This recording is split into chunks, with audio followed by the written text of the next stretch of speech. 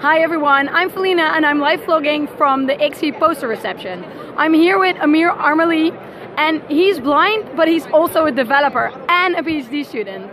So he wanted to know, how do sighted people and blind people understand code? Do they do it in the same way or in a different way? And he did a study to figure that out.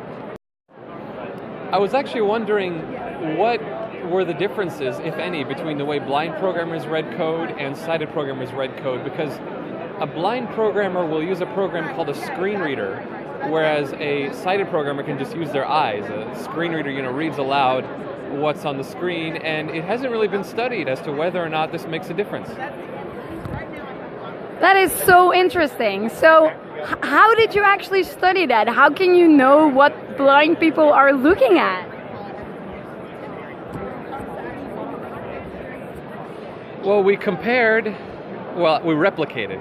a previously published eye tracking study from ICSE 14 by my colleague Pedro Adagero, who also has a poster here.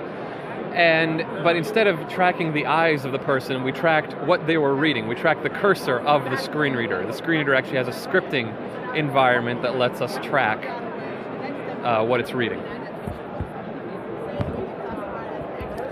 So, of course, the question now is, what is the result?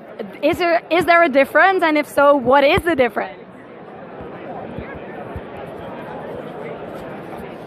Well, the result, in a nutshell, is that both groups focus more on method signatures than on the rest of the code, but blind programmers spent a little bit more time looking at control flow than sighted programmers did. And if you realize that a control flow statement can be very complex, and that a blind person is almost always going to hear all the parentheses, brackets, and all the other punctuation involved, then this makes a certain amount of sense. But the key takeaway is that their understandings of the code are very similar, if not identical.